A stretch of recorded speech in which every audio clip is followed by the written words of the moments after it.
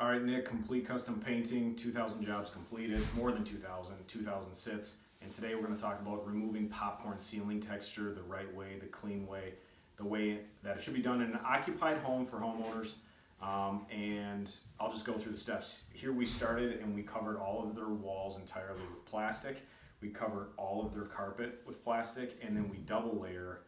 So when we're getting ready to remove the texture, we put down another piece of plastic that we catch the texture with. A lot of little tips we use, we tape the plastic directly over the floor, so the floor plastic wraps up underneath the wall plastic. And if you pan around, Koo, you can kind of see how we did that. Go ahead and pan around. Right down here.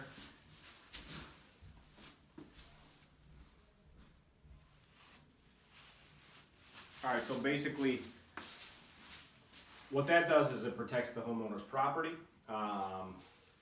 and makes it so we have a clean work site. Step 2 on this is to get the texture wet.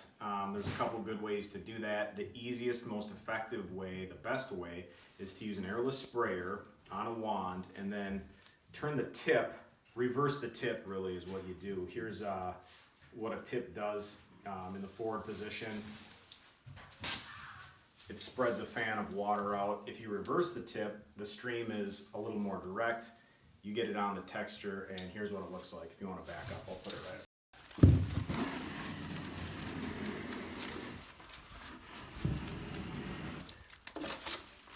I use the Hawk, and then I dump this in a garbage bag. That way you're still gonna get residual texture coming off. We got 2 layers of plastic down. But I use the Hawk, I catch about 80% of it as it's coming off, dump it in a garbage bag.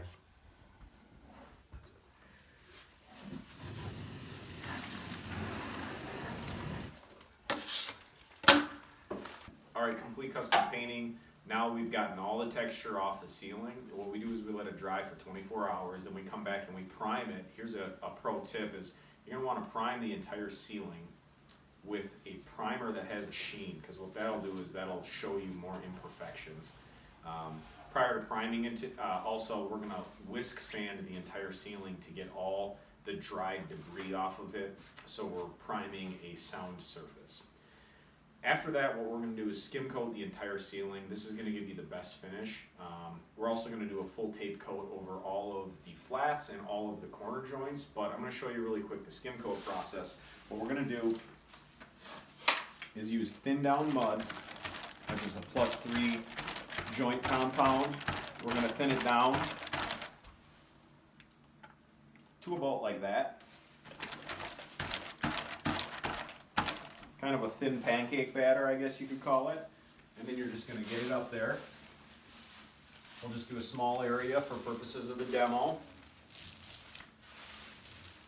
Now, this ceiling actually looks pretty good after the primer, but if you want to be particular and you get up there, you'll see a lot of little pock marks, a lot of little dings and dents, and that's what we're trying to get rid of with the skim coat.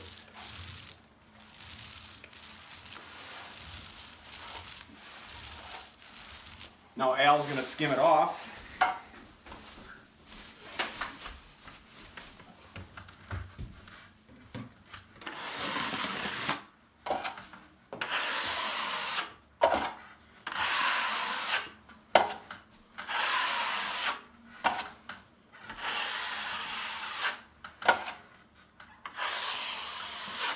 Now, Koo, if you just put the camera in right here, you can see that there was little pock marks that you probably couldn't see before, but what happened is that skim coat filled all those little pock marks in. The correct primer helps us to identify those, and a light skim coat helps to make this a level 5 finish. All of the tape joints around the corners and all of the flat tape joints, we're going to use a regular mud, but the entire surface we're going to use a thin down coat of mud. That's a level 5 finish on the ceilings. That's it. So what we had is we scraped it off. We cleaned it off after we scraped it, and then we primed everything with a primer with a sheen. After that, we skim coated everything. Then we came back today and we put 2 full coats of ceiling paint on it before we, after we sanded it, and then they have perfect flat ceiling. It's a level 5 finish, and then we ended up painting their walls for them. we're just about done with the whole project. We're going to finish up. I'd say we did master bedroom, a vaulted ceiling that I showed you in a picture, a large dining room and living room, and it took two guys about 4 or 5 visits. That's it.